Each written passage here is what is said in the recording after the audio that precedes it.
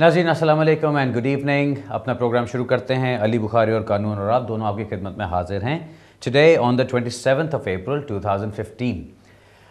अपना प्रोग्राम शुरू करता हूं सबसे पहले तो अपने टाइम टेबल के साथ। जो हमारा इस हफ्ते का टाइम टेबल है, कल हस्ब मामूल इंशाअल्लाह ट्यूसडे को गैंग सेल में इल्फर्ड ऑफिस में मुलाकात होगी लोगों से, और वेंसडे को साउथ हॉल ऑफिस में मुलाकात होगी, और इस थर्सडे जिस तरह से मैं हमेशा कहता हूँ last Thursday of the month मैं बर्मिंघम में अपॉइंटमेंट्स करता हूँ। सो इंशाल्लाह इस थर्सडे अपॉइंटमेंट्स हमारी बर्मिंघम के अंदर होंगी। सो अगर आपका इंटरेस्ट है तो आप अपने अपॉइंटमेंट्स बुक कर सकते हैं और फिर हम इंशाल्लाह बर्मिंघम में मुलाकात कर सकते हैं ऑन थर्सडे। ये तो हमारे टाइम टेबल की बात होगी। अब चलते हैं आज के टॉपिक पे जो मैंने सोचा था कि मैं डिस्कस करूँगा। जो आजकल पोस्ट आ रही है, जब आप रोज़ पोस्ट को देखते हैं तो एक सेंस समझ आती है कि क्या नई चीज़ आ रही है या होम ऑफिस से क्या एक प्रोसेस चेंज हो रहा है, क्या नई चीज़ें चल रही हैं। मैंने कुछ अर्सा पहले डिस्कस किया था कि अपील्स का जो सिस्टम नाफिज किया जा रहा है उसमें उन्होंने बाकी सब चीज़ों के लिए अपीलें ख़त्म कर दी हुई हैं और अब 3 चीज़ों के ऊपर आपको अपीलें मिला करेंगी। नंबर 1, अगर आपने कोई प्रोटेक्शन बेस्ड एप्लीकेशन की है, यानी अगर आपने असाइलम की एप्लीकेशन की है और उसको रिफ्यूज़ किया जाता है तो उसके ऊपर आपको अपील का राइट मिलेगा। नंबर 2, अगर आपकी कोई ह्यूमन राइट्स की एप्लीकेशन है जिसको रिफ्यूज़ किया जाता है उसके ऊपर आपको अपील का राइट मिलेगा। और नंबर 3, अगर आपकी प्रोटेक्शन बेस्ड कोई लीव चल रही थी, यानी आपको असाइलम मिला हुआ था, रेफ्यूजी स्टेटस चल रहा था और उसको रिवोक किया जाता है तो उसके ऊपर अपील का आपको राइट मिलेगा। अभी तक कुछ अर्सा पहले तक, हफ्ता 2 हफ्ते पहले तक इतना ज़्यादा क्लियर नहीं था कि इसको कब इम्प्लीमेंट किया जा रहा है, लेकिन अब जो मैं पोस्ट देख रहा हूँ उसके अंदर ये चीज़ें अब आ रही हैं। अब वो जो हमारी पुरानी रिप्रेजेंटेशंस पड़ी हुई थी काफ़ी अरसे से, अब उनके भी जवाब आने शुरू हुए हैं। अब उनको लेटर्स आने शुरू हुए हैं कि जी आपका केस रिव्यू किया जा रहा है और उसके ऊपर अगर आपकी कोई एडिशनल ग्राउंड्स हैं तो वो स्टेटमेंट ऑफ एडिशनल ग्राउंड्स आप फिल इन करके भेजें हमें। IS 151A नोटिस सर्व किए जा रहे हैं, IS 96 भी आ रहे हैं। सो ये सारी चीज़ें अब चलनी शुरू हुई हैं और उसका जो एंड रिज़ल्ट आ रहा है, अगर आपकी रिप्रेजेंटेशंस की जाती हैं और उनको रिफ्यूज़ कर दिया जाता है तो अक्सर अब मैं देख रहा हूं कि आपको राइट ऑफ अपील दिया जा रहा है, ये कह के कि because your human rights application has been refused तो आपको इसमें अपील का राइट मिलेगा। कुछ लोगों के लिए अच्छी खबर है, कुछ लोगों के लिए बुरी खबर है। अच्छी खबर उन लोगों के लिए है जो कि बहुत अरसे से सिस्टम के अंदर फंसे हुए हैं और उनको अपील के राइट्स नहीं मिल रहे थे, तो अगर उनको ये नोटिस सर्व होता है तो उनको अपील का राइट मिलता है और अब वो फाइनली कोर्ट में जाके एक इमिग्रेशन जज के सामने जाके अपना केस प्रेजेंट कर सकते हैं और सही तरह से आर्ग्यू कर सकते हैं। बुरी खबर उन लोगों के लिए है जिनके अभी केसेस मैच्योर नहीं हुए। मैच्योर होने का मतलब मैं क्या लेता हूं कि इमिग्रेशन रूल्स के अंदर आप अभी उन रूल्स के अंदर नहीं आते जिसके अंदर आपको स्टेटस मिल सकता है। यानी अगर आप अकेले हैं, यहाँ पे आपके साथ कोई फैमिली नहीं है, कोई बच्चे नहीं हैं, आपको आए हुए अभी 7-8 साल हुए हैं, 10 साल हुए हैं, तो वो उस पर कहते हैं कि जी जब तक आपको 20 साल नहीं होते आप इमिग्रेशन रूल्स के अंदर नहीं आते। या दूसरी तरफ वो जो 18 और 25 साल के दरमियान वाली रेंज है उसके अंदर नहीं आते। या जो लास्ट उसके अंदर पॉइंट उठाया जाता है कि आपको अभी 20 साल में नहीं हुए, आप वो 18 और 25 साल की रेंज में भी नहीं आते, लेकिन आप ये कहते हैं कि there will be significant difficulties या सिग्निफिकेंट ऑब्स्टिकल्स जो आपकी राह में होंगे, हायल होंगे, जिसकी वजह से आप आगे अपनी कंट्री के अंदर जाके सेटल वापस नहीं हो सकते। सो ये जो जिसको 7-8 साल अभी यहाँ पर हुए हैं, अगर उनको अपील का राइट मिल भी जाता है और वो कोर्ट में जाते हैं तो जज के सामने जाके इस चीज़ को प्रूव करना बहुत मुश्किल होगा अनलेस आपके केस में कोई एक्सेप्शनल सर्कमस्टांसेस हो। अब वो एक्सेप्शनल सर्कमस्टांसेस क्या हो सकते हैं, अगेन केस टू केस सब कुछ डिपेंड करता है। आजकल जो रिसेंटली जो मुझे थोड़ी ज़्यादा सक्सेस होती नज़र आई है वो केसेस जहाँ पे लोगों ने शादियाँ की हुई हैं, यहाँ पे जिनके रिलेशनशिप्स चल रहे हैं, इनसरमाउंटेबल ऑब्स्टिकल्स वाला जो पॉइंट है, इनसरमाउंटेबल ऑब्स्टिकल्स में काफ़ी दफ़ा पहले डिस्कस कर चुका हूँ। उसका मतलब क्या होता है कि आपको ये कहा जा रहा है कि जी आपने शादी की किसी ब्रिटिश नेशनल से, आपको कहा जा रहा है कि जी आपके पास स्टेटस नहीं, आप वापस जाइए और आपके स्पाउस, आपकी वाइफ या आपके हस्बैंड आपके साथ वापस जा सकते हैं, अनलेस आप ये दिखा सकें कि आपकी लाइफ कंटिन्यू होने में कोई बहुत इंपॉर्टेंट, कोई बहुत सिग्निफिकेंट किस्म की डिफ़िकल्टीज़ हैं, कोई बहुत ज़्यादा मुश्किलात ऐसी हैं जिसकी वजह से आप वापस जाके सेटल नहीं हो सकते। अभी एक हमारा केस था, उसके अंदर ब्रिटिश नेशनल वाइफ हैं, जो साहब थे उनका स्टेटस यहाँ पे कोई नहीं था, शादी हुए उनको काफ़ी अर्सा हो चुका है और उनको बार बार ये कह के रिफ्यूज़ किया जा रहा था कि जी आपके तो यहाँ पे ऐसी कोई टाइज़ नहीं हैं और आपकी वाइफ आपके साथ जाके आपकी कंट्री में रह सकती हैं। अब उनकी केस के अंदर एक क्रिमिनल कन्विक्शन भी थी। जिसके ऊपर के उनको ये कहा जा रहा था कि जी आपको तो 6 महीने की सज़ा हुई थी, तो आपकी सूटेबिलिटी भी नहीं बनती, सारा कुछ होता। लेकिन उस केस को हमने इसी पॉइंट के ऊपर जीता है कि इनसरमाउंटेबल ऑब्स्टिकल्स, यानी कि कोई ऐसी मुश्किलात जिनको वो अबूर नहीं कर सकते, वो मुश्किलात ऐसी थी। अब उनकी वाइफ का केस क्या था? उनकी वाइफ के बच्चे हैं यहाँ पे जिनकी कोई ना कोई मेंटल हेल्थ प्रॉब्लम्स चल रही थी, या उनकी कोई पेरेंट्स में से दोनों में से कोई एक है यहाँ पे जो बहुत बीमार है, जिसको वो लुक आफ्टर करती थी। अब ये सारी चीज़ें देखते हुए केस को जब हमने आर्ग्यू किया कोर्ट में जज के सामने, तो जज ने इस चीज़ को एक्सेप्ट किया कि अगर इस खातून को यहाँ से फोर्स किया जाता है कि वो वापस तो नहीं, उनका पाकिस्तान, उनका कोई ताल्लुक नहीं था पाकिस्तान के साथ, लेकिन उनको अगर फोर्स किया जाता है कि वो अपने हस्बैंड के साथ वहाँ पर वापस जाएँ, तो ये सही नहीं होगा और इनसरमाउंटेबल ऑब्स्टिकल्स को माना गया, यानी एक्सेप्ट किया गया इस किस्म के केस के अंदर। इसलिए मैंने खास तौर पे इसका जिक्र किया क्योंकि रोज़ाना ही तकरीबन जब मैं लोगों से मिलता हूं तो इस तरह के कोई ना कोई केसेस आते हैं जहां पे इस किस्म की डिफ़िकल्टीज चल रही होती हैं। सब कुछ डिपेंड करता है, हर चीज़ का दारोमदार आपके एविडेंस के ऊपर होता है कि आप एविडेंस क्या प्रेजेंट करते हैं वहाँ पर। और दूसरी बात जिसकी वजह से मैं ये अपील्स का पॉइंट आज डिस्कस करना चाह रहा था, क्योंकि अब आपको ये अपील्स के राइट्स मिलने शुरू हो रहे हैं, बहुत से लोगों को आजकल ये अपील के राइट्स अब आने शुरू हो जाएंगे। जब आपको ये अपील का राइट मिलता है तो please please please make sure कीजिएगा कि जब आपकी अपील को तैयार किया जा रहा है तो आपका एविडेंस उसमें बहुत स्ट्रांग लगाया जा रहा है। उसको सिर्फ ये नहीं करना कि हाँ जी बस ठीक है, वकील ने कहा कि हाँ बस ठीक है, स्टेटमेंट बना के लगा देंगे और अभी कुछ ज़रूरत नहीं, और अभी कुछ ज़रूरत नहीं, ऐसी बात नहीं है।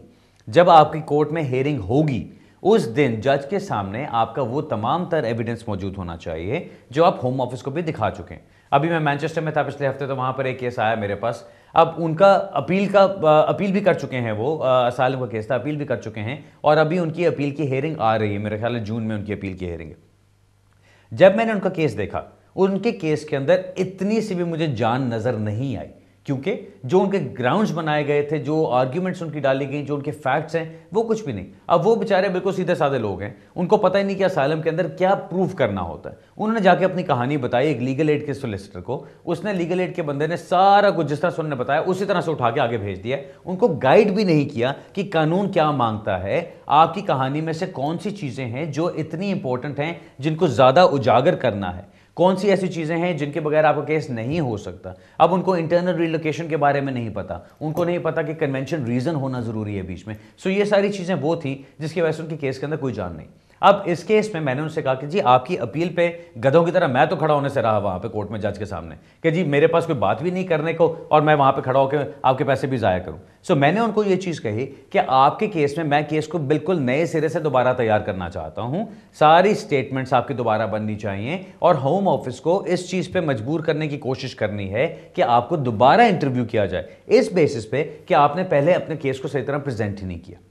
अगर होम ऑफिस मान जाता है इंटरव्यू करने पे तो फिर तो बहुत अच्छी बात है। अगर होम ऑफिस नहीं मानता तो फिर मैं उनकी केस में ये करना चाहता हूं कि उनकी ग्राउंड्स ऑफ अपील जो किए गए थे उनको चेंज किया जाए और उन ग्राउंड्स ऑफ अपील के अंदर सारी नई बातें डाली जाएं जो उनकी अब केस के मुताबिक सामने आनी जरूरी थी और जो कि पहले नहीं बताई गई। अब उन सारी चीज़ों को डाल के ग्राउंड्स के अंदर डाल के फिर एडजर्नमेंट लेने की कोशिश की जाए कि होम ऑफिस को इस चीज़ का टाइम दिया जाए कि वो इस केस को दोबारा कंसिडर करें। और अगर वो कंसिडर करते हैं कि हाँ इस केस में वो सारी चीज़ें हैं जिनके ऊपर उनको इन्वेस्टिगेट करना चाहिए, तो या तो वो इंटरव्यू करें और अपना रिफ्यूज़ल लेटर वापस लें, या फिर अगर अपील में आते हैं तो फिर इन सारी चीज़ों को एक्सेप्ट करें कि अपील के अंदर इनके ऊपर एविडेंस लगाया जा सकता है और उनके ऊपर बहस की जा सकती है।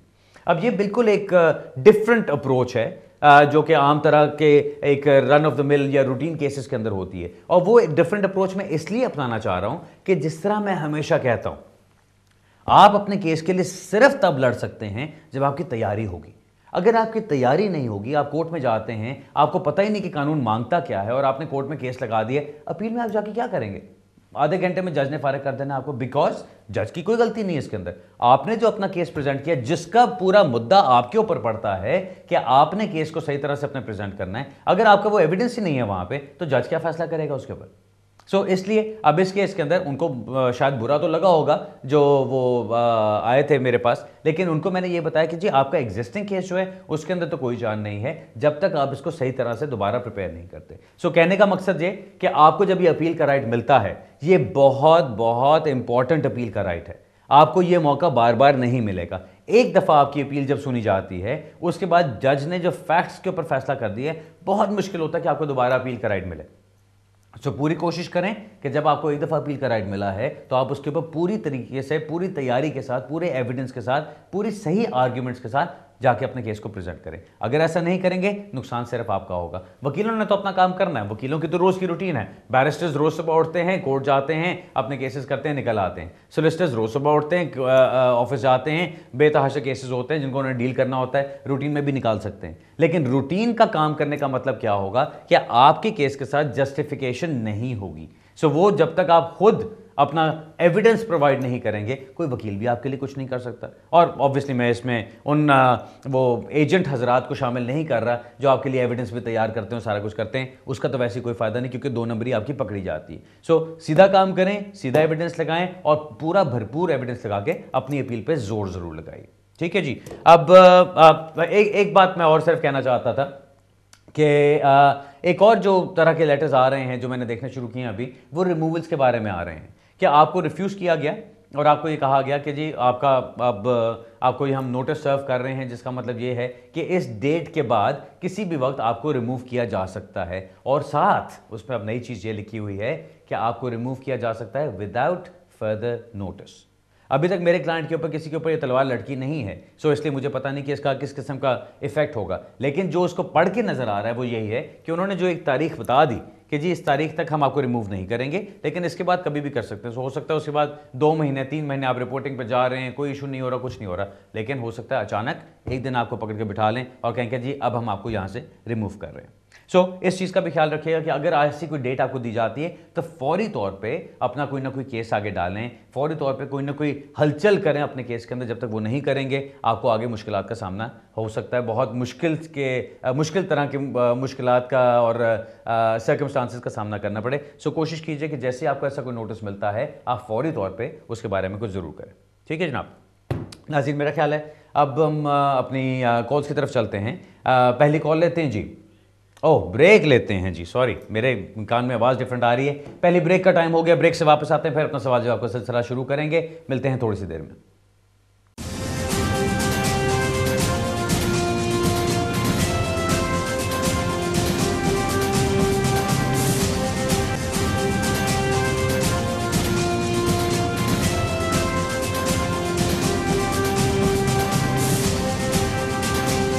नाज़रीन, ब्रेक के बाद दोबारा खुश आमदीद कहता हूँ आपको। हस्ब वादा अपने सवाल जवाब की तरफ चलते हैं। पहली कॉल लेते हैं जी। हेलो जी, अस्सलाम वालेकुम जी।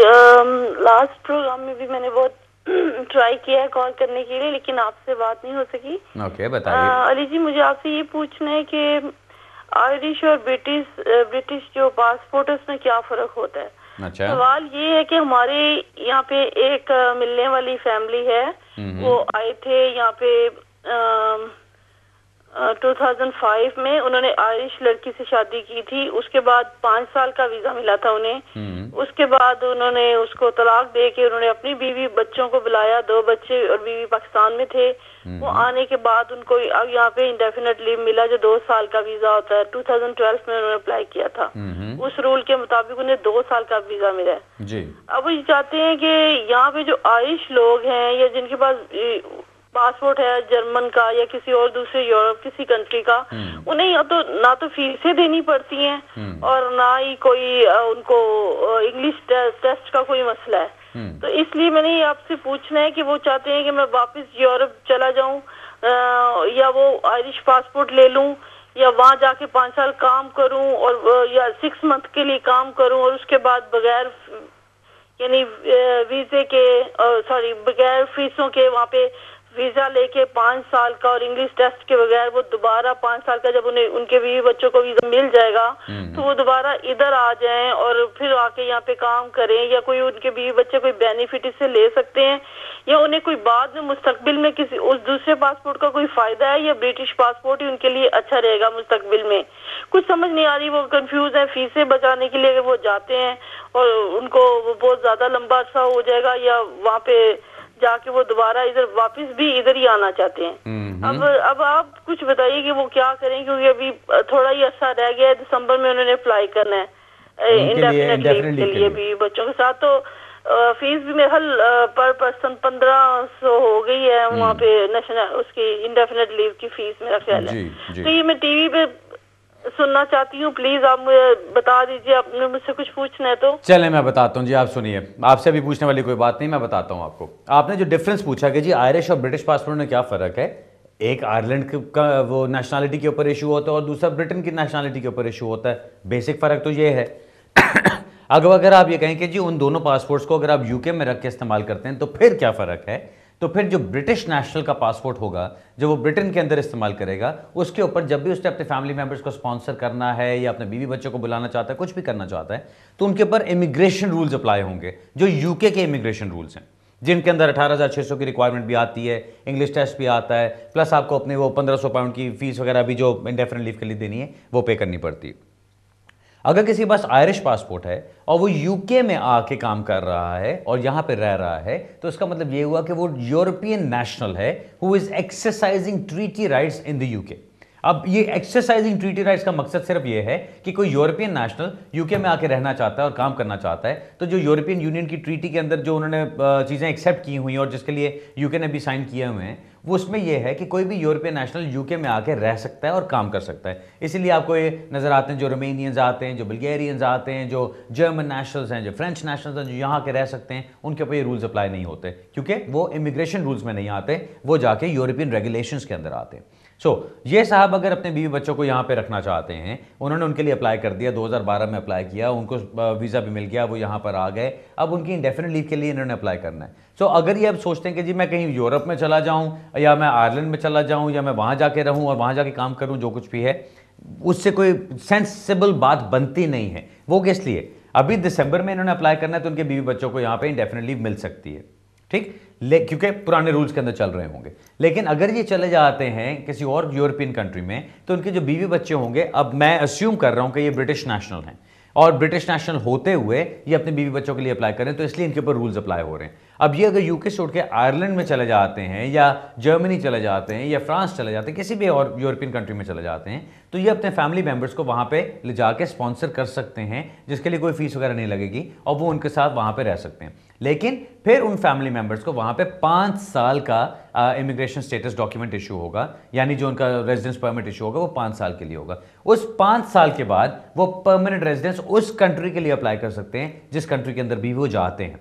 अब वहां 5 साल गुजारने के बाद, परमानेंट रेजिडेंस लेने के बाद, जब उनको नेशनैलिटी वहां की मिल जाती है, तब वो अगर यूके आना चाहें तो फिर अपने यूरोपियन ट्रीटी राइट्स एक्सरसाइज करने की हैसियत से वो यहाँ वापस आ सकते हैं, अगर तब तक यूके फिर भी यूरोप का हिस्सा होता है। बिकॉज अगर उनको 5 साल का वीज़ा मिलता है तो 2015 से 2020 की बात आ जाती है। 2020 में क्या यूके इसका यूरोपियन यूनियन का हिस्सा होगा या नहीं होगा, कोई कह नहीं सकता। अगर कंजर्वेटिव गवर्नमेंट आ जाती है, उन्होंने रेफरेंडम की बात की है, वो निकलना चाहते हैं यूरोप में से, कुछ पता नहीं कि किस तरफ बात जाती है, लेकिन अगर वो सूरत होती है तो फिर इनको ये सारा कुछ करने का कोई फ़ायदा नहीं होगा। लेकिन अगर ये साहब खुद ब्रिटिश नेशनल हैं, अपने बीवी बच्चों को ऑलरेडी स्पाउस वीज़ा पे बुला चुके हैं, उनके इंडेफिनिट लीव का टाइम आ रहा है और इनको मसला है सिर्फ इंग्लिश लैंग्वेज का और उनके पैसों का, तो फिर वो अभी इंडेफिनिट लीव के लिए ना अप्लाई करें, फिर उनकी एक्सटेंशन के लिए अप्लाई कर दें। फिर जब उनके पास पैसे हो जाते हैं, जब वो इंग्लिश लैंग्वेज टेस्ट की रिक्वायरमेंट्स पूरी कर सकते हैं, तो फिर कर लें। मेरे नज़दीक ये जो सारी सिचुएशन वो सोच रहे हैं कि जी पैसे बचाने के लिए मैं कहीं यूरोप में चला जाऊँ, वो रास्ता बहुत लंबा हो जाएगा। पैसे तो बच जाएंगे इनके, लेकिन जो काम इनका अभी अगले 6 महीने में हो जाएगा, उस काम को इनको फिर आगे हो सकता है 5-6 साल लगे और फिर भी कोई गारंटी नहीं कि वापस वो यूके में आ सकते हैं कि नहीं। कहने का मकसद ये कि इसमें कंफ्यूजन कोई भी नहीं है, एक यूरोपियन रास्ता है, दूसरा यूके इमिग्रेशन रूल्स का रास्ता है। आपको समझना ये है कि आपको क्या चाहिए। अगर आपको स्टेटस चाहिए, इंडेफिनिट लीव चाहिए, यूके में रहना है और यूके में रहते हुए ही चाहिए, तो फिर तो आप इमिग्रेशन रूल्स के अंदर ही चलेंगे, जो भी उसकी फीस होगी वो आपको पे करनी पड़ेगी। अगर आप वो सब कुछ नहीं कर सकते या आपके पास बिल्कुल पैसे हैं ही नहीं कि आप इस चीज़ के लिए कर सकें, तो आप एक्सटेंशन अप्लाई कर सकते हैं। एक्सटेंशन के बाद जब पैसे हो जाते हैं तब करें, या अगर वो सब कुछ नहीं हो सकता और आपने करना ही करना वो है जिस पर आपके पैसे ना लगें, तो फिर आप यूरोप के रास्ते में निकल जाएं और वहाँ पे उनको 5 साल का फिर टाइम लगेगा। 5 साल के बाद अगर उनको वहाँ की परमानेंट रेजिडेंस मिल जाती है, सारा कुछ वो ठीक करते हैं, तो उसके बाद डिपेंडिंग अपॉन कौन सी कंट्री के अंदर वो हैं, वहाँ की नेशनलिटी भी ले सकते हैं। ऑलराइट जी, best of luck with that. अगला सवाल लेते हैं जी। हेलो, क्या बना रही है? हेलो जी। हेलो जी, अस्सलाम वालेकुम। आवाज आ रही है? जी आ रही है, बताइए। जी मेरा ऐसे है कि मैं स्टूडेंट वीजे पे आया था इस मुल्क में। हाँ। और वीज़ा ख़त्म होने से पहले मैंने एफएल और अप्लाई किया था सोलिसिटर के थ्रू। अच्छा। क्योंकि मैं कुछ एप्लीकेशन अप्लाई नहीं कर सकता था तो अपने ब्रिटिश पार्टनर के साथ, और उसी दौरान ही जो मेरे सिस्टर ने अपने पास अपनी चीज़ें रखी, मेरा जो पासपोर्ट वगैरह, और उसके पासपोर्ट से मैंने शादी भी रजिस्टर करवाई, और उसके साथ पैरेलल वो केस चलता रहा FLRO का, वो रिफ्यूज़ हुआ, और उतनी देर में मेरा यहाँ बेबी भी हो गया। और फिर दोबारा सोलिसिटर ने दोबारा फर्दर रिप्रेजेंटेशन सेंड की कि दोबारा केस को रिकंसीडर किया जाए। तो वो केस तकरीबन अगस्त में सेंड किया था, तो काफ़ी देर तक जवाब नहीं आया। फिर मैं अपने MP के थ्रू गया और MP लेटर लिखा, तो रिप्लाई में कोई DG director general visa and immigration का लेटर आया कि वो 20 मई तक इसका जवाब देंगे मेरे जो है ना वीज़े का। तो मैं उसको पूछना चाह रहा हूँ, तो मेरे क्या चांसेस हैं कि वो वीज़े के, और वो कह रहे हैं अगर हम जवाब ना दे सके तो हम आपको लेटर लिखेंगे कि फर्दर हमें कितना टाइम लगेगा, डिले है तो वो क्यों है डिले। ओके, चलें, ठीक है जी। जो चांसेस की आप बात कर रहे हैं जी, चांसेस यहाँ प्रोग्राम पे बैठ के और इतनी सी ये 2 मिनट की बात सुनकर तो बताना बिल्कुल इम्पॉसिबल होता है। मैं आपको इतना ज़रूर बता सकता हूँ कि रूल्स क्या कहते हैं। रूल्स ये कहते हैं कि अगर आप ये प्रूव कर सकते हैं कि आप यहाँ पे, एक तो आपकी फैमिली लाइफ एस्टैब्लिश हो चुकी है, आपने बताया रजिस्ट्रेशन आपकी हो चुकी है, आपने बताया बेबी आपका हो गया, तो आप वो चीज़ तो प्रूव कर सकते हैं कि आपकी फैमिली लाइफ एस्टैब्लिश हो चुकी है। अब बात आती है सारी कि क्या आप कोई इनसरमाउंटेबल ऑब्स्टिकल्स दिखा सकते हैं। अब ये इनसरमाउंटेबल ऑब्स्टिकल्स मैंने प्रोग्राम के शुरू में भी जिक्र किया इनका। उसका मतलब सिर्फ ये होता है कि क्या आपकी वाइफ जो ब्रिटिश नेशनल हैं आपके साथ वापस जाके आपकी कंट्री में रह सकती हैं या नहीं। अब उसके अंदर लोग कहते हैं कि जी वो ज़बान का मसला है, कोई कहते हैं रिलीजन का मसला है, कोई कहते हैं जी वहाँ गर्मी बहुत है, कोई कहते हैं जी वहाँ पे टेररिस्ट चलते हैं। सो ये सारी चीज़ें जो होती हैं इनके ऊपर फैसला किया जाए। खाली ये चीज़ें काफ़ी नहीं हैं, आपको ये दिखाना पड़ेगा कि कौन सी ऐसी मुश्किलात हैं कि जो कि ओवर एंड अबव जो नॉर्मल मुश्किलात आती हैं रिलोकेशन की, उससे बढ़ के हैं, और उन मुश्किलात की वजह से उनका वहाँ पे जाके रहना बिल्कुल नामुमकिन की तरह से है। जैसा मैंने पहले बताया, हो सकता है उनकी यहाँ पे कोई रिस्पॉन्सिबिलिटीज़ हों, हो सकता है उनके कोई पेरेंट्स हों, उनके कोई बिजनेस हो, उनके कोई रिलेटिव्स हों जिनको वो लुक आफ्टर करते हैं। तो ये सारी चीज़ें आपको देख के अपने केस के मुताबिक फिर आपको देना है। अगर तो आपने सिर्फ वहाँ पे केस ये लगाया हुआ है कि जी मैंने शादी कर ली है तो अब मुझे यहाँ पे स्टेटस दे दिया जाए, और कुछ नहीं बताया बीवी की तरफ से, तो आपको यकीनन रिफ्यूज़ल आएगा। लेकिन अगर बीवी की तरफ से आपने एविडेंस लगाया है कि क्या वजूहात हैं जिसकी वजह से वो जाके वापस नहीं रह सकती, तो आपके पूरे चांसेस बन सकते हैं कि आपको यहाँ पे स्टेटस मिल जाएगा। सो अब आपको 20 मई का उन्होंने टाइम दिया है, 20 मई तक तो इंतजार कीजिए। अगर आपको जवाब आ जाता है वेल एंड गुड, आपको पता चल जाता है क्या हो रहा है। अगर आपके फैसला आपकी तवक्कुआत के बरक्स होता है तो आपको मालूम है कि आपने क्या करना है। आपने उसको अपील में चैलेंज करना है या जुडिशियल रिव्यू में चैलेंज करना है, और फिर आप अपना सारा एविडेंस लगाते हैं उस पर। अगर ऐसा नहीं होता, आपको स्टेटस दे देते हैं, तो फिर तो बात ही ख़त्म हो जाती है। और अगर वो कहते हैं कि नहीं जी हमें अभी और टाइम चाहिए, ये वजूहात हैं, तो फिर आपको उसका थोड़ा सा वेट करना पड़ेगा और कि वो कितना टाइम लगाते हैं। मैं ऐसी सिचुएशंस के अंदर जो मैंने चीज़ नोट की है कि जब आपकी रिकन्सिडरेशन की एक रिक्वेस्ट पड़ी होती है, उसके बजाय अगर आपका केस सॉलिड हो चुका है और आप समझते हैं कि इसके अंदर जान बनती है कि जिस पे स्टेटस मिल सकता है, तो मेरा ख्याल है एक नई एप्लीकेशन डाल देना वो ज़्यादा सूटेबल रहता है। बिकॉज अगर आपकी नई एप्लीकेशन डल जाती है तो उसका फैसला तो उन्होंने अपने नॉर्मल टाइम फ्रेम में 2-2.5 महीने के अंदर करना है। तो अगर आपकी नई एप्लीकेशन डल गई और आपका केस भी सॉलिड है, सारा एविडेंस आपके पास मौजूद है, तो हो सकता है 2-2.5 महीने में आपको स्टेटस ही मिल जाए, बजाय ऐसे कि आप इंतजार कर रहे हैं एक इंडेफिनिट पीरियड के लिए, सिर्फ इस वजह से कि एक एडमिनिस्ट्रेटिव तरीके से होम ऑफिस के पास डिले चल रही है। आपकी केस से रिलेटेड डिले नहीं है। जिस तरह मैं हमेशा कहता होता हूँ कि ये नहीं कि कोई बंदा आके आपके फाइल के ऊपर रोज़ बैठता है वो बाजू ऊपर करके कि जी अब मैं देखूँ इसके ऊपर काम करूँ, सारा दिन खपता रहता है आपके साथ, फिर उठ के चला जाता है और इस तरह 6 महीने से कर रहा है, तब आपके काम में डिले लग रही है। ऐसी बात नहीं होती। आपकी केस पे जब फाइल पे बात करनी है या काम करना है तो किसी ने एक ही दिन काम करना है। अब वो जिस दिन वो काम करेंगे उन्होंने सारी आपकी डॉक्यूमेंटेशन निकाल के देखनी है, अपने चेकलिस्ट निकाल के देखनी है, अपनी गाइडेंस उठा के देखनी है कि हाँ ये केस बनता है कि नहीं बनता। अगर तो बनता हो तो स्टेटस मिल जाता, नहीं बनता हो तो रिफ्यूज़ कर देते हैं। रिफ्यूज़ल्स के उन्होंने अब स्टैंडर्ड अपने लेटर्स बनाए हुए हैं, टेम्पलेट्स, उसमें नाम डालते हैं, डेट ऑफ बर्थ डालते हैं, कंट्री डालते हैं, टाइम बताते हैं कि जी कितने टाइम से आप यहाँ पर हैं, अब वो एक स्टैंडर्ड रिफ्यूज़ल लेटर निकाल के दे देते हैं। सो मेरा तो ख्याल है कि बेहतर है कि आप इंतज़ार कर लीजिए 20 मई तक। अगर तो कोई जवाब आता है तो ठीक है, अगर नहीं आता और वो उसको और लंबा डाल देते हैं और एक वो शशपंज में पड़े हैं कि जी कब जवाब आएगा कुछ पता नहीं, तो हो सकता है नई एप्लीकेशन कर देना आपके लिए ज़्यादा बेहतर हो। लेकिन जो आपके सर्कमस्टांसेस हैं मैं उनको इतना अच्छा नहीं जानता कि मैं आपको यहाँ पर बता सकूँ कि उसके चांसेस क्या बनेंगे। लेकिन जो आपने बताया शादी आपकी हो चुकी है, रजिस्ट्रेशन हो चुकी है, बच्चा आपका हो चुका है, अगर तो आपने एविडेंस लगाया है सारा जो दिखाता है कि क्या ऐसे इनसरमाउंटेबल ऑब्स्टिकल्स हैं जिनकी वजह से आपकी वाइफ वापस नहीं जा सकती, तो फिर आपको केस में पूरी पूरी जान पड़नी चाहिए। Best of luck with that sir. अगला सवाल लेते हैं जी। हेलो हेलो जी। हाँ जी, अली बुखारी जी कैसे हैं सर आप? बस सर खैरियत, ठीक ठाक। सर बलप्रीत बोल रहा हूँ ग्लासगो से। सर पहले तो सर आपका बहुत बहुत शुक्रिया कि आप इतनी अच्छी इन्फॉर्मेशन देते हैं सर।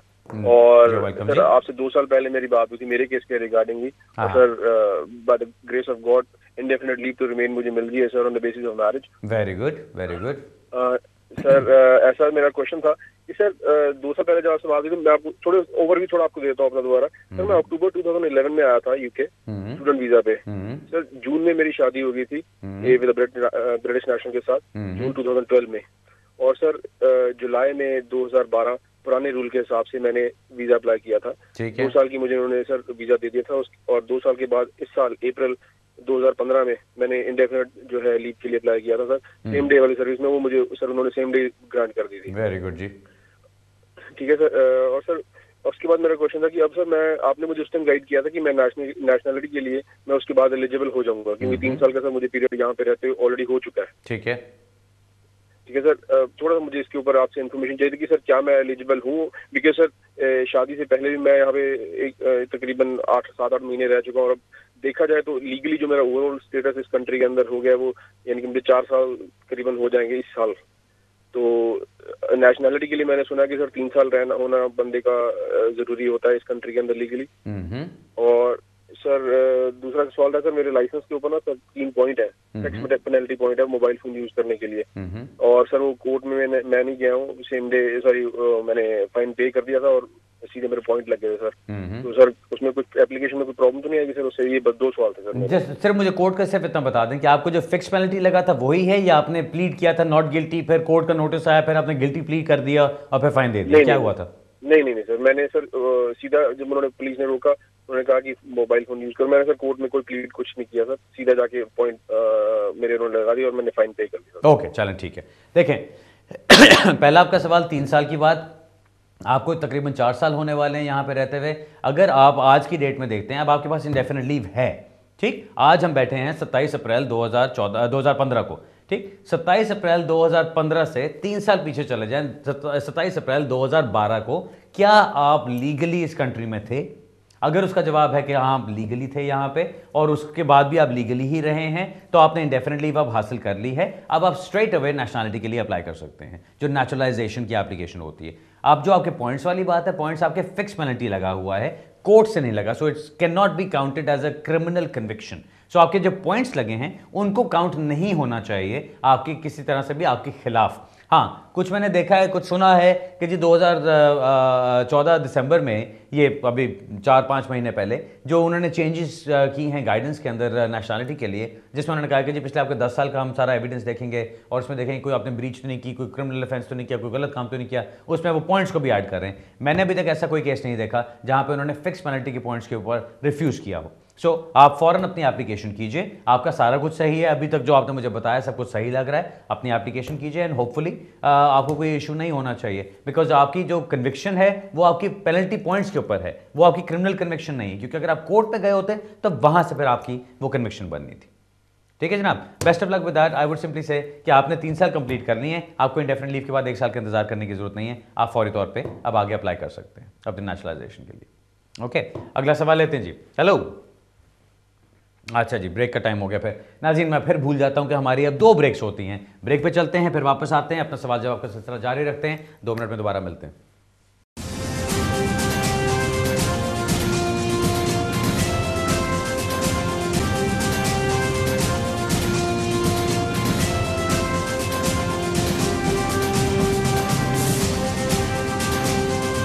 नाज़रीन ब्रेक के बाद दोबारा खुश आमदीद कहता हूँ, अपना सवाल लेते हैं पहला जी। हेलो अस्सलाम वालेकुम। वालेकुम जी।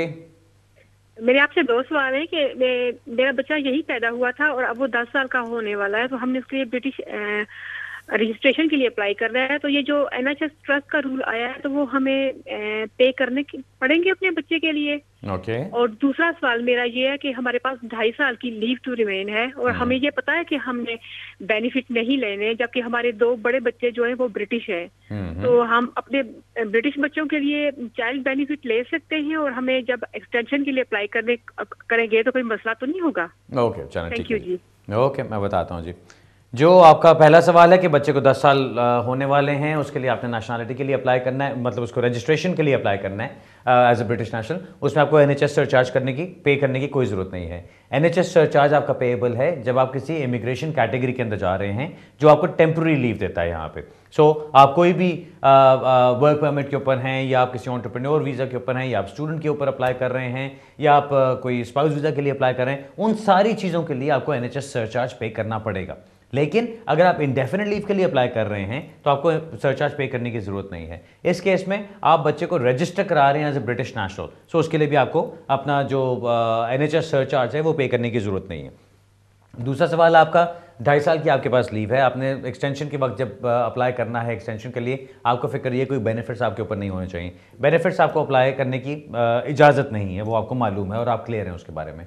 जो आपने बताया कि 2 बच्चे बड़े आपके ब्रिटिश नेशनल्स हैं, क्या आप उनकी बेस के ऊपर अप्लाई कर सकते हैं? वो आप अप्लाई नहीं कर रहे, ये याद रखिए। जो ब्रिटिश नेशनल बच्चा है उस बच्चे को जो चाइल्ड बेनिफिट मिलेगा वो उस बच्चे के लिए मिलेगा, आपके लिए नहीं मिलेगा। वो आप अप्लाई नहीं करते, वो बच्चा अप्लाई कर रहा है। आप तो उसके गार्डियंस हैं या उसके बिहाफ पे अप्लाई कर रहे हैं, बिकॉज पेरेंटल रिस्पॉन्सिबिलिटी आपके साथ है। आप वो अगर अप्लाई करना चाहें तो ज़रूर कर सकते हैं, उसमें कोई मसला नहीं है। बच्चों को, ब्रिटिश नेशनल बच्चों को चाइल्ड बेनिफिट मिलना उनका राइट बनता है, लेकिन उसके अलावा आपने कोई और बेनिफिट्स नहीं लेने जो कि आपको सपोर्ट करने में या आपको फाइनेंस करने में कोई मददगार साबित हो। वो बेनिफिट्स आपने नहीं लेने। अगर वो लिए तो फिर एक्सटेंशन के वक्त आपको प्रॉब्लम होगी, लेकिन अभी आपको एक्सटेंशन में कोई प्रॉब्लम नहीं होगी अगर ये बच्चा आपका as a British national register हो जाता है। और जो बच्चे आपके ब्रिटिश नेशनल्स हैं अगर वो अपना चाइल्ड बेनिफिट क्लेम कर रहे हैं तो उसमें कोई मसले वाली बात नहीं है। सिर्फ मसला तब आता है जब आप अपने बेनिफिट्स को क्लेम करते हैं अपने फ़ायदे के लिए।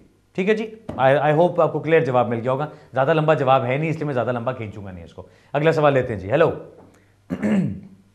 हेलो अस्सलाम वालेकुम जी। वालेकुम सलाम। माशाल्लाह अली भाई, काफी अच्छा प्रोग्राम है आपका। बहुत शुक्रिया सर। काफी इंफॉर्मेशन मिल जाती है। Thank you. तो मुझे 2 छोटे छोटे सवाल पूछने थे, आपका ज्यादा टाइम नहीं लूंगा। मुझे अभी रिसेंटली ILR मिला है, under 10 year long residence. Okay. तो क्योंकि मुझे 10 साल ऑलरेडी हो गए हैं तो मुझे स्टिल जो है 12 महीने ILR पे वेट करना पड़ेगा, या मैं स्ट्रेट अवे अप्लाई कर सकता हूँ उससे पहले भी या अभी भी? ओके। और दूसरा सवाल ये था कि मेरी वाइफ ILR मिलने से पहले असल में मेरे पास Tier 1 जनरल था। ओके। इसके 5 साल पूरे होने से पहले ही मुझे 10 साल पूरे हो गए, तो मैंने उसमें ILR अप्लाई कर लिया और मुझे मिल गया। ठीक है। तो मेरी वाइफ जो है वो Tier 1 जनरल डिपेंडेंट वीजा पे आई थी 2011 में। ठीक है। तो अभी चूंकि मुझे जो है वो ILR मिल गया है, तो बच्चे के लिए जो ब्रिटिश बॉर्न यहाँ का बॉर्न है उसके लिए तो मैंने रजिस्ट्रेशन के लिए अप्लाई कर दिया, उसका मसला तो नहीं होगा जी। ठीक है। तो मुझे मेनली अपनी वाइफ के बारे में पूछना था कि वो क्योंकि अभी भी Tier 1 जनरल डिपेंडेंट पे हैं, तो उनका आया कि मुझे अभी से FLRM पे 5 साल उन्हें और करने पड़ेंगे, या फिर वो जो है क्योंकि अभी रिसेंटली उनके पास वीजा जो है अप्रैल 2016 तक है। ठीक है। तो वेदर उन्हें ऑल टुगेदर 5 साल पूरे करने हैं उनकी अराइवल से 2011 से आगे 5 साल पूरे करने हैं, या अभी क्योंकि मुझे ILR मिल गया तो अभी FLRM पे उन्हें 5 साल पूरे करने हैं फिर इंडेफिनिट पे जाएंगे? जी मैं समझ गया सर। मैं जवाब देता हूँ जी आपको। बस और कोई सवाल आपका? नहीं, थैंक यू जी। ओके, चलें अब आप गौर से सुन लीजिएगा। आपने ILR अप्लाई की अपने 10 इयर्स की बेसिस पे और आपको मिल गई। आपने लॉन्ग रेजिडेंस के ऊपर अप्लाई किया, मैरिज की बेस पे नहीं। इसलिए आपको 5 साल की बेस पे अप्लाई करना होगा अपने नेचुरलाइजेशन के लिए। जो 5 साल वाला रूल है उसके लिए आपको 12 महीने वेट करना पड़ता है इंडेफिनिट लीव मिलने के बाद, ताकि आप 1 साल इंतजार करने के बाद फिर अप्लाई करते हैं। जब आपने अप्लाई करना है, आपको फॉर एग्जांपल ILR मिली है लेट्स से 1 अप्रैल 2015 को आपको मिली है, एग्जांपल के तौर पे बता रहा हूँ। अब 1 अप्रैल 2015 को जब आपको इंडेफिनिट लीव मिलती है, 1 अप्रैल 2016 को जाके आपका 1 साल कंप्लीट हो जाएगा। आप उसके बाद अप्लाई कर सकते हैं, प्रोवाइडेड आपने उससे पिछले 5 साल यहाँ पे लीगली गुजारे होंगे। सो ऑब्वियसली आपको 10 साल के बेस पे मिला, 10 साल लीगली गुजारे हैं तभी मिला होगा, ILR के बाद भी आप लीगली रह रहे हैं। सो आप 2016 से 1 अप्रैल 2016 से 5 साल पीछे चले जाइएगा, उसका आपने एविडेंस लगाना होगा, उसकी बेस पे आप अप्लाई करेंगे अपनी नेचुरलाइजेशन के लिए। सो जी, जो जवाब है आपका वो ये कि आपको 12 महीने अभी इंतजार करने की ज़रूरत है, क्योंकि आप उस कानून के अंदर आते हैं। दूसरा सवाल आपका जो चल रहा है उसके ऊपर मैं उस दिन अपने दफ्तर में हमारे रिजवान साहब होते हैं, उनके साथ भी मैं बैठ कर डिस्कस कर रहा था। अब उनका मौक़िफ़ ये था कि जी अप्रैल 2014 में उन्होंने एक अनाउंसमेंट की थी 6 अप्रैल 2014 को कि जी अब जो वो ट्रांजिशनल अरेंजमेंट्स हैं वो ख़त्म हो गए हैं, और उसके बाद आप जब अप्लाई करेंगे अपने स्पाउस के लिए, आपकी तरह की जो सिचुएशन है उसके लिए उनको पहले अपने FLRM अप्लाई करना पड़ेगा। वो अपने पूरे 2.5 साल पहले मिलेगा, फिर 2.5 साल मिलेंगे, अपने 5 साल पूरे करके फिर वो नेचुरलाइजेशन उसके लिए इंडेफिनिट लीव के लिए अप्लाई कर सकते हैं। मेरा पॉइंट ज़रा थोड़ा डिफरेंट है उसके ऊपर। मैं ये कहता हूं कि ट्रांजिशनल अरेंजमेंट्स ये कहती हैं कि जी अगर आप 9 जुलाई 2012 से पहले किसी भी पॉइंट्स बेस्ड सिस्टम के डिपेंडेंट के तौर पे चल रहे थे, यानी जिस तरह आपकी वाइफ टियर 1 डिपेंडेंट के तौर पे आपके साथ थी 9 जुलाई 2012 से पहले से, आपने बताया 2011 से वो आपकी डिपेंडेंट चलती आ रही है। सो उसके अंदर जो सारा पर्पस है आपकी ये जो स्पाउस वीज़ा का और सारा कुछ करने का, वो ये है कि उन्होंने ये देखना था कि क्या ये जेन्युइन और सबसिस्टिंग रिलेशनशिप है या नहीं है, क्या ये टाइम के ऊपर ये चलेंगे भी आगे, पक्के होंगे कि नहीं होंगे। सो इसलिए उस वक्त 2 साल की लीव दी जाती थी जो स्पाउस वीज़ा की, यानी जो 27 महीने की लीव दी जाती थी। अब आपने उस वक्त आपकी शादी भी चल रही थी, आपका रिलेशनशिप भी चल रहा था, वाइफ आपकी डिपेंडेंट भी थी। सो मेरा मौक़िफ़ ये है कि अगर 9 जुलाई 2012 से पहले आपकी वाइफ आपकी डिपेंडेंट के तौर पे चल रही थी और आपको उसके बाद जाके लॉन्ग रेजिडेंस की बेस पे इंडेफिनिट लीव मिल जाती है, तो आपकी वाइफ जो अभी भी आपकी डिपेंडेंट चल रही थी वो FLRM के लिए अप्लाई करें पहले। जो 6 अप्रैल 2014 को जो चेंज आई है, मेरे नज़दीक वो ये है कि आप पहले FLRM के लिए अप्लाई करें। उससे पहले था कि अगर आपके 2 साल हो गए तो आप सीधा SETM के लिए अप्लाई कर दें। 6 अप्रैल 2014 को जो चेंज आई है वो मेरी नज़दीक ये है कि आप अब पहले अप्लाई कीजिए FLRM फॉर्म के ऊपर, यानी पूरी रिक्वायरमेंट्स पूरी करें 18,600 की और इंग्लिश लैंग्वेज की और वो सारा को जो भी करना है वो रिक्वायरमेंट्स पूरी करें। उसकी बेस पे आपको जब FLRM की बेस पे 2.5 साल की लीव मिलती है, तो प्रोवाइडेड आपको इकट्ठे रहते हुए 2 साल से ज़्यादा हो गए हैं, तो आप फौरन SETM के लिए अप्लाई कर सकते हैं।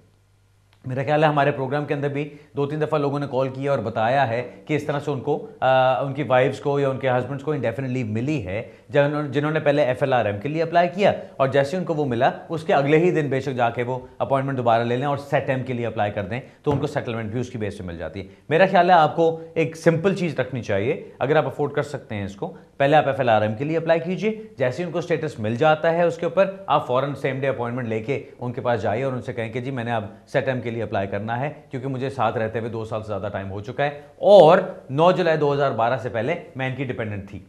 तो उसकी बेस पे उनको इंशाल्लाह इंडेफिनिट लीव मिल जानी चाहिए। ये मेरा पॉइंट है, और अगर इसके अंदर कोई नई इंफॉर्मेशन किसी के पास हो तो मेरे साथ ज़रूर शेयर कीजिएगा। अगर मैं गलत कह रहा हूं तो मुझे ज़रूर ठीक कीजिएगा इसके ऊपर। अगला सवाल लेते हैं जी। हेलो जी, वालेकुम जी। मेरा सवाल ये है कि मैंने 2010 में ना FLRO की एप्लीकेशन की थी जी, तो वो रिफ्यूज हो गई थी, तो उसके बाद वकील ने ना रिकंसिडरेशन के लिए की थी, तो वो उन्होंने 4 साल बाद उसका जवाब दिया था। तो उन्होंने पूछा था कि आपका कोई सर्कमस्टांसेस चेंज हुए हैं, तो वो सारा कुछ हमने भेज दिया था दोबारा उनको। तो अभी उसके बाद भी 2 दफा वकील हर 3 माह बाद ना लेटर भेज चुका है, तो अभी तक उन्होंने ना कोई जवाब नहीं दिया। ठीक है, तो इस बारे में पूछना है। और दूसरा ये पूछना है कि रिकंसिडरेशन जो एप्लीकेशन होती है उसका स्टेटस क्या होता है, वो वैलिड एप्लीकेशन होती है या नहीं होती? ये बड़ा अच्छा सवाल पूछा आपने जी, बहुत सारे लोगों को फायदेमंद होगा। ओके, चलिए जी। नंबर 1 तो आपका जो सवाल है कि जी आपने आपको रिकंसिडरेशन एप्लीकेशन डाली हुई थी, उसका कोई जवाब नहीं आ रहा था, 4 साल के बाद उन्होंने आपसे फर्दर इन्फॉर्मेशन मांगी है, प्रॉबली आपको स्टेटमेंट ऑफ एडिशनल ग्राउंड्स वाला नोटिस आया होगा जिसका मैंने प्रोग्राम के शुरू में जिक्र किया, और उसके बाद से अब आपका वकील हर 3 महीने के बाद उनको एक रिमाइंडर भेज रहा है, जैसे वो भूले बैठे हैं और इसलिए कि वो आपको जवाब दें। रिमाइंडर्स मेरे नज़दीक मैं हमेशा कहता आया हूँ कि कोई उसकी मुझे वैल्यू समझ नहीं आती। आपके केस की जब बारी आएगी तो उस केस को उस वक्त हैंडल कर लिया जाएगा, लेकिन फिर भी ठीक है, आप बैठे हुए इंतजार कर रहे हैं, आपको जल्दी पड़ी होती है, आपको फिक्र होती है क्या हो रहा है मेरे केस में, तो मुझे कोई जवाब मिलना चाहिए। सो इसलिए वो उसको रिमाइंडर भी भेज देना, वो क्लाइंट को सेटिस्फाई करने के लिए होता है, लीगली उसकी मुझे कोई हैसियत नज़र नहीं आती। एनीवे, जो आपने पूछा कि जी उसका जवाब कब तक आएगा या उसमें क्या होगा, मैं कुछ नहीं कह सकता। मुझे आपके सर्कमस्टांसेस का भी पता नहीं है कि कितना टाइम आपने यहाँ पे गुजारा है, आपकी फैमिली है, आपके साथ बच्चे हैं, क्या है क्या नहीं है, वो सारी चीज़ें देखने के बाद ही आप उसके ऊपर फैसला कर सकते हैं। सो वो तो आपको जवाब का इंतज़ार करना है। जो दूसरा सवाल आपने पूछा कि जो रिकंसिडरेशन होती है उसकी वैलिडिटी क्या होती है, मैं पहले भी अपने प्रोग्राम में इसका जिक्र कर चुका हूँ। आपका जो राइट बनता है वो है आपकी नई एप्लीकेशन करने का, यानी फ्रेश न्यू एप्लीकेशन। आपने फॉर एग्जांपल FLR एप्लीकेशन की, आपने होम ऑफिस की फीस के अंदर दी, आपने अपनी फोटोग्राफ्स भेजी, आपने उसके साथ जो सपोर्टिंग डॉक्यूमेंट्स भेजने थे वो भेजे उस एप्लीकेशन को होम ऑफिस ने रिफ्यूज कर दिया। उन्होंने रिफ्यूजल लेटर अपना भेजा कि जी आपने फलानी डेट को एप्लीकेशन की थी, हमें फीस मिल गई, सारा कुछ हो गया, बायोमेट्रिक्स हो गए, अब हमने इसके ऊपर फैसला किया and your application has been refused. हमने इसको रद्द कर दिया, एप्लीकेशन को रिफ्यूज कर दिया।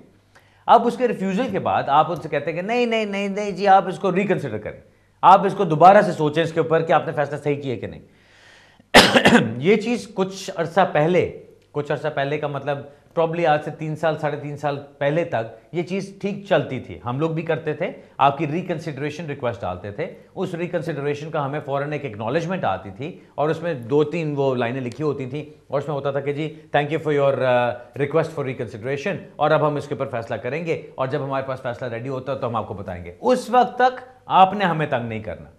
सो वो एक मैं बड़े आराम से अपने क्लाइंट को पकड़ा देता था कि जी ये लेटर आपकी जेब में पड़ा होगा, कहीं पे आपको रोका जाता है तो आप ये आराम से दिखा सकते हैं कि जी देखो मेरी रिकंसिडरेशन पेंडिंग पड़ी है, और आपने खुद लिखा है इसमें कि जब तक हम रिकंसिडरेशन करेंगे नहीं, आपको निकालेंगे नहीं यहाँ से, कोई इन्फोर्समेंट एक्शन नहीं करेंगे और हमें तंग मत करो। सो चुप करके मैं बैठा हूँ। सो उसी तरह से आपने 4 साल गुजार लिए।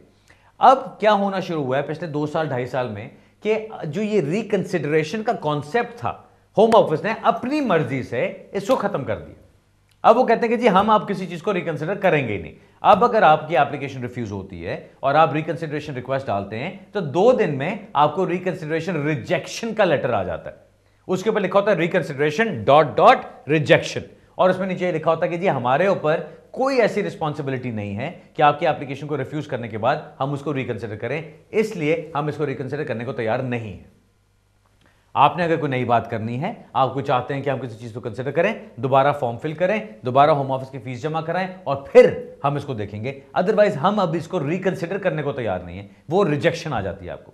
अब हमने क्या चीज़ करनी शुरू की, हमने कहा जी ये तो बात गलत है, क्या हम किसी चीज़ को आर्ग्यू नहीं कर सकते दोबारा। अब आपने एक स्टूपिड सा फैसला करके भेज दिया, एक स्टैंडर्ड किस्म का, जिसमें अक्सर नाम भी गलत होते हैं या डेट्स गलत होते हैं या कंट्रीज गलत लिखी होती हैं, तो आप वो स्टैंडर्ड रिफ्यूजल भेज रहे हैं हमारी एप्लीकेशन के ऊपर, तो हम तो आगे से उसके ऊपर आर्ग्यू करना चाहते हैं। तो अब आप उसमें फ्रेश क्लेम में जाते हैं, फर्दर रिप्रेजेंटेशंस में जाते हैं, कोई ऐसी चीज़ करते हैं तो उसको उनको कंसिडर करना बनता है। पैराग्राफ 323 ह्यूमन इसका कहता है इमिग्रेशन रूल्स का, सॉरी 353, उसके अंदर ये चीज़ है कि अगर आपने कोई असाइलम एप्लीकेशन की या आपने कोई ह्यूमन राइट्स की एप्लीकेशन की और उसको रिफ्यूज कर दिया जाता है, आप उसके फर्दर रिप्रेजेंटेशंस करना चाहते हैं, फ्रेश क्लेम करना चाहते हैं कोई नए एविडेंस के साथ, तो आप कर सकते हैं। और आमतौर पे इस तरह की जो एप्लीकेशंस होती हैं उनको जवाब देना लाजमी होता है इससे पहले कि वो आपको रिमूव कर सके।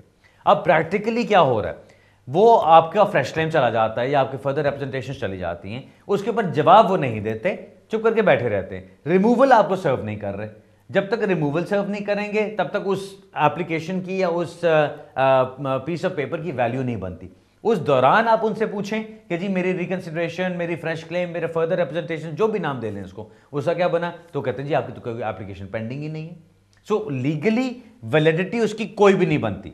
लेकिन अगर आपको वो निकालने की कोशिश करें तो अगर आपकी कोई रिप्रेजेंटेशंस मौजूद हैं तो उन रिप्रेजेंटेशंस का फैसला किए बगैर, उसका जवाब दिए बगैर आपको निकाला नहीं जा सकता। और अगर उसका जवाब वो देते हैं और वो जवाब आपके खिलाफ होता है और अगर आपने ह्यूमन राइट्स की उसके अंदर जिक्र किया हुआ है, तो अब जो कानून कहता है वो ये कि उसके ऊपर आपको अपील का राइट मिलना चाहिए। सो मेरी नज़र में कोई फर्दर रिप्रेजेंटेशंस करना या फ्रेश क्लेम करना फायदेमंद ही रहता है, इसलिए कि अगर उसको रिफ्यूज भी किया जाता है तो उस पर आपको अपील का राइट मिल सकता है। अपील का राइट मिलेगा, आप जज के सामने जाते हैं, अपनी पूरी कहानी बयान करते हैं, वहां कुछ भी पॉसिबल होता है। मेरे नज़दीक तो ऑल्दो इसकी लीगल वैलिडिटी कोई नहीं बनती, लीगल हैसियत ऐसी एप्लीकेशन की कोई नहीं बनती, क्योंकि इसकी एक्नॉलेजमेंट भी वो आपको नहीं भेजेंगे। एक्नॉलेजमेंट सिर्फ उस चीज़ की भेजते हैं जिसके ऊपर आपने होम ऑफिस की फीस जमा कराई होती है। अब अगर आपकी एक्नॉलेजमेंट भी नहीं आ रही, आप उनको फ़ोन करते हैं तो वो कहते हैं कि जी हमारे सिस्टम में तो कोई एप्लीकेशन नज़र नहीं आ रही है, लेकिन आपने जो उनको भेजा रिकॉर्डेड डिलीवरी स्लिप आपके पास मौजूद है, उसके नंबर के साथ कन्फर्मेशन से आप पता कर सकते हैं कि होम ऑफिस को मिला, अब वहाँ पे साइन फॉर होता है वो, सो आपको वो भी कन्फर्मेशन मिल जाती है कि जी उनके पास डिलीवर हो चुका है। अब कल को अगर वो आपको निकालने की कोशिश करते हैं या रिमूवल डायरेक्शन सर्व करते हैं तो वहाँ पे आप 100% उनको चैलेंज कर सकते हैं कि भाई ये रिप्रेजेंटेशंस जो फलानी डेट को आपके पास डिलीवर हो चुकी हैं, इनका फैसला करो, इनका फैसला किए बगैर मुझे यहाँ से नहीं निकाला जा सकता। अगर निकालने की कोशिश करोगे तो मैं जुडिशियल रिव्यू में जा रहा हूँ। ठीक है जनाब, मैंने इतनी डिटेल में इसलिए बात कर ली क्योंकि हमारी तरफ से भी बेतहाशा एप्लीकेशंस ऐसी जाती हैं और मुझे पता है कि बहुत सारे लोग ऐसे हैं कि जो इस तरह की एप्लीकेशंस डाल के इंतजार कर रहे हैं कि उनका क्या बनेगा, और अगर वो पता करते हैं होम ऑफिस से तो होम ऑफिस का जवाब आता है कि जी कुछ पेंडिंग नहीं है, कोई एप्लीकेशन ही नहीं। सो अपनी जगह वो भी सही है क्योंकि लीगली जिस तरह से उन्होंने एप्लीकेशन को डिफाइन कर दिया है उस तरह की एप्लीकेशन नहीं है, लेकिन आप भी अपनी जगह पे सही है। बिकॉज अगर कल को आपके खिलाफ रिमूवल डायरेक्शंस दी जाती हैं या आपको नोटिस ऑफ डिसीजन सर्व किया जाता है कि आपको यहाँ से पर जवाब देना उनके ऊपर लाजमी बनता है। ठीक है जनाब, best of luck with that. नाज़रीन, अब आज के प्रोग्राम का टाइम खत्म हो रहा है। मेरा ईमेल एड्रेस आपके पास मौजूद होगा, अगर आप राब्ता करते हैं। मेरी कोशिश है कि हम आहिस्ता आहिस्ता वापस अब करना शुरू करें। मेरी कोशिश ये जा रही है कि हम बिल्कुल पेपर फ्री ऑफिस की तरफ जा रहे हैं, इसलिए आपकी फ़ोन कॉल्स भी बिल्कुल सही तरह से आंसर होंगी, आपको अपडेट्स भी फ़ौरन सही तरह से मिलेंगे, आपके एप्लीकेशंस की जो हर तरह की जो बैकअप होता है वो भी सारा कुछ आपको मिलेगा। मुझे पता कि हमारा फिंचली ऑफिस जब से हमने अब यूरोप का हेडक्वार्टर बनाया है तब से काफ़ी, बल्कि उस दिन मैं एक रेस्टोरेंट में गया तो मुझे वो पूछते हैं साहब, कहते हैं जी अफसोस हुआ कि जी फिंचली ऑफिस बंद हो गया। फिंचली ऑफिस बंद नहीं हुआ, अल्लाह रहम करे, ऐसी कोई बात नहीं हुई। फिंचली ऑफिस को मैंने अब यूरोप का हेडक्वार्टर बना दिया है, हेड ऑफिस बना दिया है। बाकी हमारा बुखारी चेंबर से काम सारा अब हमारे बाकी तीन ऑफिस के अंदर हो रहा है। सो आपका काम वहां पे सारा हैंडल होगा। जिस तरह मैंने कहा था पहले, अप्रैल के एंड तक इंशाल्लाह मेरा टारगेट है कि हम इसको ठीक कर लेंगे। अप्रैल के एंड तक नहीं तो मई के फर्स्ट वीक में इंशाल्लाह सारा कुछ ऑनलाइन हो चुका होगा और फिर आप देखिएगा हमारी कस्टमर सर्विस कितनी अच्छी तरह से इंप्रूव होगी। अभी मुझे पता है कि हम जूते खा रहे हैं कस्टमर सर्विस के डिपार्टमेंट में, लेकिन इंशाल्लाह हम ठीक हो जाएंगे। अगले हफ्ते इंशाल्लाह इसी जगह इसी वक्त दोबारा मुलाकात होगी। तब तक के लिए इजाजत चाहता हूं। अगर मिलना हो तो आपको मालूम है कल इल्फर्ड ऑफिस में, परसों साउथ हॉल में और इंशाल्लाह थर्सडे को बर्मिंघम में मुलाकात हो सकती है। अगले हफ्ते तक इजाजत चाहता हूं। गुड इवनिंग एंड खुदा हाफिज।